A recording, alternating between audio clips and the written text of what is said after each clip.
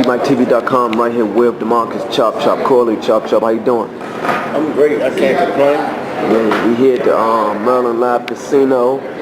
Here at the meet and greet. Obviously, you know, you here for the meet and greet and to, you know, size up your opponent. And Myke Fox, 6'4". You guys are fighting at 140? A little bit over 140, like 142. Okay, you fighting 142 catch weight. Yeah. Your opponent is about maybe 20 feet away from you. What do you know about Myke Fox? Prospect, up and coming, hungry young fighter. Alright, he's 17-0. I think he signed at King Promotions. He won a welterweight title, I think a UBF or something like that. You know, does he pose a threat? Obviously, he's taller. He's a boxer. I mean, does he pose a threat? A threat to the other fighters, not to me. I'm a veteran. I've been doing this for over 24 years now. I don't think there's nothing that Myke bring to the table that can put a threat in me. So with that being said, obviously you're about 5'8", he's like 6'3", 6'4". You know, what can you do to feel like this? Are you gonna come right at him, or are you gonna try to counter what he's doing, or you gonna come right at him and try to make a slugfest? Early in my career, I would play chess with him, but this is a fight that the DMV want to see me fight, period. Regardless who it is I'm fighting. They just want to see me fight. So I'm going to go in there and fight at the end of the day. It's going to be a fight, and I don't plan on going the distance, so I'm going to put on a great show and give everybody what they want to see, a fight. Okay, now your fight is live on CBS, correct? If they don't change it, yes. Alright, so beating a guy like Myke Fox, what does that put you in your career? Because you like, what, 80 fights in, or 82, or something like that? 80 something. I think this is going to be my 84th fight coming up. I'm just excited to be back in the ring, excited to be back fighting in the DMV area. I haven't fought here in 4 years since I fought Daniel Atta at the convention center. And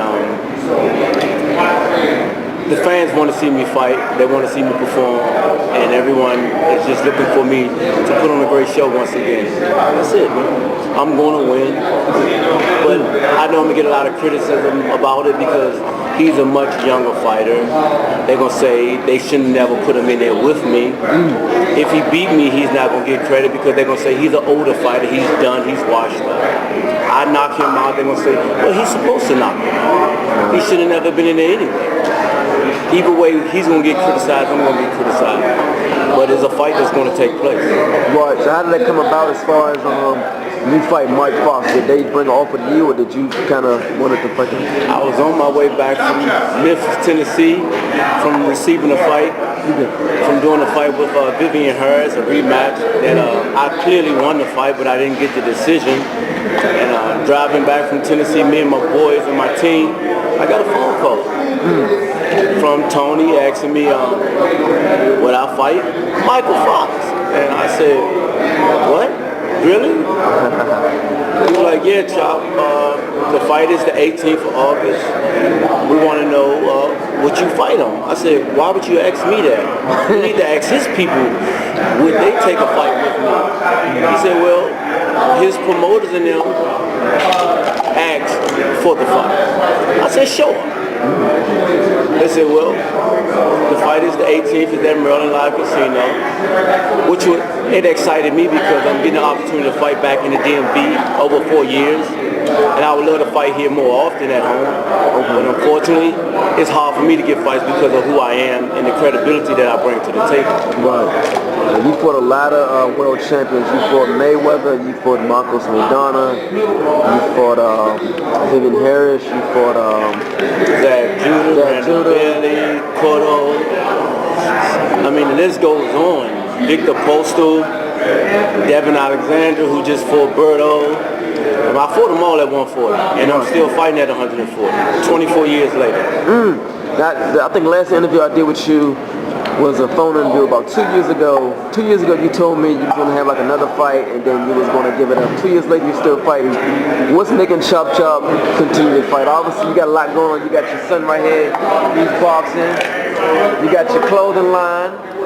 You're selling shoes, you got your shirts. What's making Chop Chop want to continue to fight? I'm working on my legacy for retirement, opening up other doors where Chop don't have to fight no more. And I can focus on my kids, my little ones, in the gym boxing, and working on branding them as well as branding myself.